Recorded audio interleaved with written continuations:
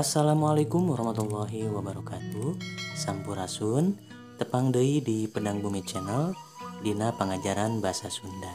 Dina kesempatan ieu baris medarkeun ngeunaan materi pangajaran kelas 8 nyaeta Kawanoh deskripsi Kampung Adat Sunda.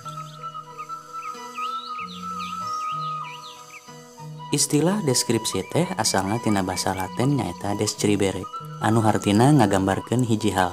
Sedangkan wacana deskripsi mangrupa hiji wangun karangan anu patali jeung usaha nu nulis pikeun nepikeun gambaran rinci tina objek anu dicaritakeun.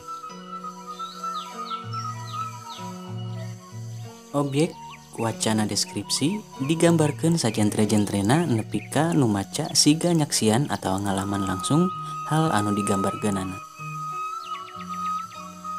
Sedangkan kampung adat nyaeta kampung anu masih keneh pengkuh nyekel adat cahara karuhuna.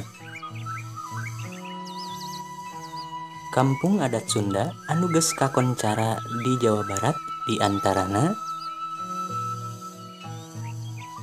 Kampung Adat Cikondang di Kabupaten Bandung,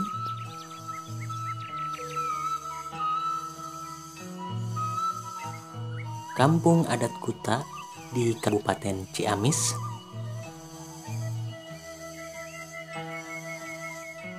Kampung Adat Urug di Kabupaten Bogor,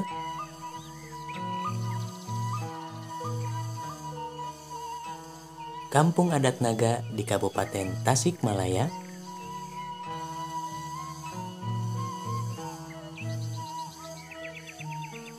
Kampung Adat Pulo di Kabupaten Garut,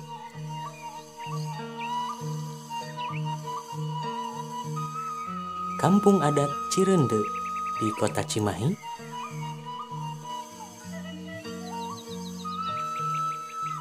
jeung Kampung Adat Ciptagelar di Kabupaten Sukabumi.